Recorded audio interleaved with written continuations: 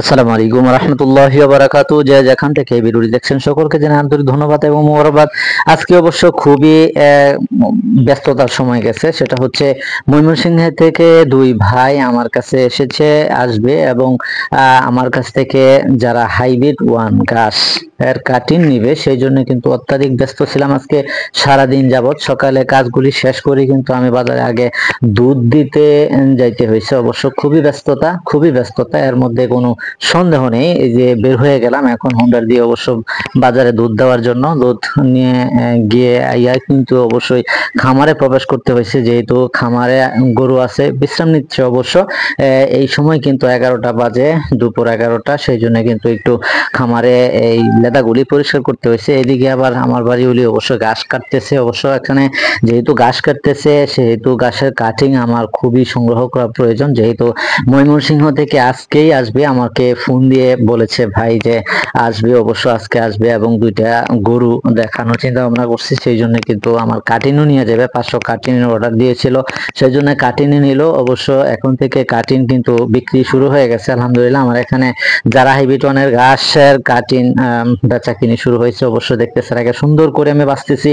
আগে যেই গাছগুলি পুক্তা এবং কাটিং এর উপযোগী সেই গাছগুলি কিন্তু অবশ্যই বেছে নিচ্ছি। এদিকে আমার বাড়ি উলিয়া করতেছে, ঘাস কাটতেছে, সেদিকে আবার আমার ছোট ভাই, আমি যেগুলি বাস করছি সেগুলি কিন্তু আমার ছোট ভাই একখানো করতেছে। আমি নিয়ে যাব অবশ্য যেখানে ঘাসের ঘাস পলা হয় সেই জায়গায় নিয়ে যাব। সেই জায়গায় নিয়ে কিন্তু আগে রাখবো, পরবর্তীতে আবার পরিষ্কার করব। অবশ্যই এদিকে আবার ঘাসের যে সোফা সেটা আপনাদেরকে দেখানোর ইচ্ছা পোষণ করছি। এবং এদিকে দেখতেছেন অবশ্য ঘাস কিন্তু নিয়ে আসছি 15 বোঝা কাটতে হয়েছে। অবশ্য যেহেতু আমি কাটিং করব এখানে আলাদা করে রাখতেছি। এখানে আলাদা করে রাখার কারণ হচ্ছে এদিকে না বাঁচবো, অবশ্য বাচ্চা সুন্দর করে কাটিং বানাবো। অবশ্য এই যে শেষ যে বাউলিটা সেটা দিলাম। অবশ্য এখন কিন্তু বাছা শুরু হয়ে গেছে, যেই পর্যন্ত কাটিং নিবে এবং পরিষ্কার করে নিচ্ছে। সেই পরিষ্কার করার পরে কিন্তু কাটিং কাটা হবে। অবশ্য আমার দুই ভাই কিন্তু অবশ্যই ময়মনসিংহ থেকে আসবেন, সেই জন্য কিন্তু আমার খুবই পরিশ্রম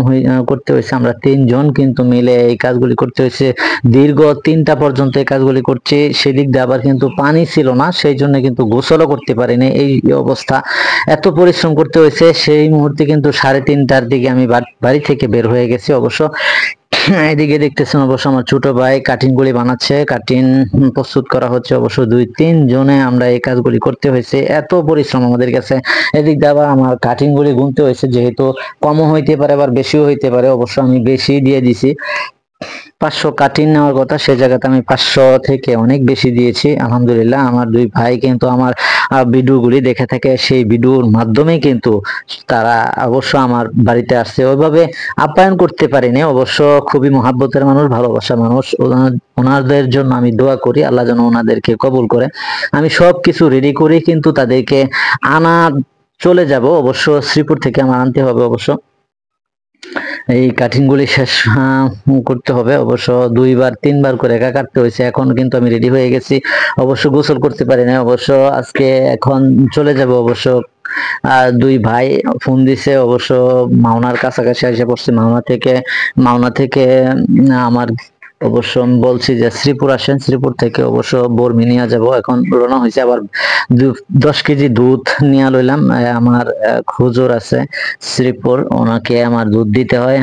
2-3 বছর যাবত আমার গাভীর দুধ খাচ্ছে। অবশ্য এখানে আবার গোসিঙ্গা বাজারে তেল ভরতে হচ্ছে, যেহেতু তেল শেষ হয়ে গেছে। খুবই দৌড়াদৌড়ি করতে হয় ইদানিং। আমার 10-15 দিন যাবত খুবই দৌড়াদৌড়ির মধ্যে আছে। আমার দুই ভাইয়ের সাথে অবশ্য পরিচয় হয়ে গেছে। এখন দেখতেছেন অবশ্য তারা সিএনজি থেকে নামছে এবং আমার সাথে কথাবার্তা বলা হচ্ছে। অবশ্য আমাকে আগে কখনো দেখেনি, ময়মনসিংহের থেকে যেহেতু আসছে আমার ভাই, দুই ভাই সলা পরামর্শ হচ্ছে। অবশ্য যেহেতু ওই যে সাথে যে চশমা দেখতেছেন উনি কিন্তু অবশ্য ওনার চাচাতো ভাই। এখান থেকে আমরা বর্মির উদ্দেশ্যে রওনা হয়েছে, সেখানে কিন্তু দুইটি গাবি দেখার উদ্দেশ্যে রওনা হলাম, যেহেতু ওনারা গাবি খুঁজতেছে। অবশ্য আমরাও যাচ্ছি। অবশ্য প্রাকৃতিক দৃশ্যগুলো খুবই ভালো লাগতেছে, আপনাদের কাছে অবশ্য ভালো লাগার কথা। এই এই মৌসুমে কিন্তু অবশ্য ধান লাগানোর সিজন। এখানে আমরা এসে পড়েছি অবশ্য। উনি কিন্তু গাবি বিক্রি করে, এক হুজুরের সাথে দেখা, ওনার সাথেও মুসাফা করলাম। অবশ্য আমার সাথে অবশ্য কারো পরিচিত নাই, মোবাইলের মাধ্যমে পরিচয়। সেখানে গিয়েছি, এই জায়গা কখনো আসি নাই, আজকে ফার্স্ট আসলাম। অবশ্য গাবি এখানে দুইটা গাবি দেখলাম, একটা কালো আর একটা সাদা কালো। অবশ্য বকনা আছে এখানে, বাচ্চা, বকনা বাচ্চা। এখানে যে কালো গাবিটা সেটা 12-14 লিটার দুধ হয়। আবার এখান থেকে কিন্তু আবার আমরা যে চিকনা যে আইল আছে, সেই আইল দিয়ে কিন্তু রওনা দিছি। অবশ্য আরেকটি বাড়িতে যাব, সেখানেও একটি গাবি আছে, ওইটাও দেখতে যাব। তবে গাবিগুলো চয়েস হয়নি অবশ্য, যেরকম ভাবছিলাম সেরকম হয়নি অবশ্য। সেখান থেকে বর্মি থেকে বরামো চৌরাস্তা থেকে, সেখান থেকে কিন্তু আবার আমার বাড়িতে আসলাম। বাড়িতে এসে কিন্তু অটো দিয়ে তাদেরকে নিয়ে আসলাম। এখানে কাটিংগুলি দেখাচ্ছি, যেহেতু আমি বস্তা বন্দি করে রাখছি, কাটিং বানায়া অবশ্য সবকিছু ওকে করে রাখছি। তারপরও তারা দেখতে চাচ্ছে এবং আপনাদেরকেও দেখালাম কি সুন্দর কাটিং করলাম। অবশ্য অনেকে অনেক ধরনের কাটিং দিতে পারে, আমি কিন্তু সলিড ভাবে কাটিং দেওয়ার চেষ্টা করি এবং সলিড ভাবে কাটিং বিক্রি করব ইনশাআল্লাহ। আমার জন্য দোয়া করবেন, আমার খামারের জন্য দোয়া করবেন। অবশ্য আমি কাটিং গুলি দিয়ে থাকবো। আরো অনেক কাটিং বিক্রি করা হয়েছে, এখন আবার তারা নিচে, অবশ্য আমার দুই ভাই এখানে কাটিং নিচে এবং আমার ঘাস ক্ষেত দেখতেছে। অবশ্য খুব সুন্দর করে কাটা হয়েছে, এখান থেকেই কিন্তু তাদেরকে কাটিং দেওয়া হয়েছে এবং দেখতেছে গাছগুলি তাদের খুবই পছন্দ হয়েছে। যারা হাইবিটন দেখতেছে যে ফলন খুব ভালো হয়েছে, বারবার বলতেছে খুব সুন্দর হয়েছে। অবশ্য 15 ফিটের মতন হয়ে গেছে আমার এই যারা হাইবিটন গাছ, যেহেতু দীর্ঘদিন হয়ে গেছে, আপনার 3 মাসের কাছাকাছি হয়েছে এরকম। আবার ওইদিকে যে গাছগুলি দেখতেছে, সেইগুলি যে দেখতেছে তাদের কাছে ভালো লাগছে, পরামর্শ নিচ্ছে আমার কাছ থেকে কিভাবে গাছ করলে সবচেয়ে ভালো হয় এবং দেখাচ্ছে যে এই গাছগুলি খুবই সুন্দর হচ্ছে। এখান থেকে কিন্তু আবার নদীর চরে নিয়ে যাব, তাদেরকে অবশ্য দেখাবো যে কি কি ফসল আদি করেছি এবং সেখানে আমি যে ভুট্টা ক্ষেত করেছি কিংবা গাছ করেছি সেগুলিও তাদেরকে দেখাবো। অবশ্য যেহেতু আসছে অনেক দূর থেকে, ময়মনসিংহ থেকে আসছে এবং আমার বাড়িতে মাত্র আর আধা ঘন্টার সময় রয়েছে, এই সময়ে মাগরিবের আজান দিব, এই সময় কিন্তু তাদেরকে সম্পূর্ণ দেখানোর ইচ্ছা পোষণ করছি এবং দেখাচ্ছি। অবশ্য তারাও খুব খুশি হয়েছে। অবশ্য অনেক সময় লেগে গেছে, রাস্তার মধ্যে জ্যাম ছিল, এই জন্য তাদের আসতেও লেট হয়ে গেছে। আমার ভুট্টা ক্ষেত দেখতেছে, ওইদিকে আবার যে ঘাস ক্ষেত লাগাইলাম সেটাও দেখতেছে। এখানে কিন্তু যে ভুট্টার ফাঁকি দিয়ে আবার কিভাবে আমি ঘাস লাগাবো, ঘাসের কিভাবে লাগালে সবচেয়ে ভালো হয়, তাদেরকে সেই গাছ লাগানোর প্রসেস কিন্তু তাদেরকে দেখাচ্ছি। অবশ্য তাদেরকে বোঝাচ্ছি যেন তারা বাড়ি গিয়ে এভাবে লাগাতে। তারা আমার বাড়ি থেকে যাইতে অবশ্য রাত্র হয়ে গেছে। আসসালামু আলাইকুম।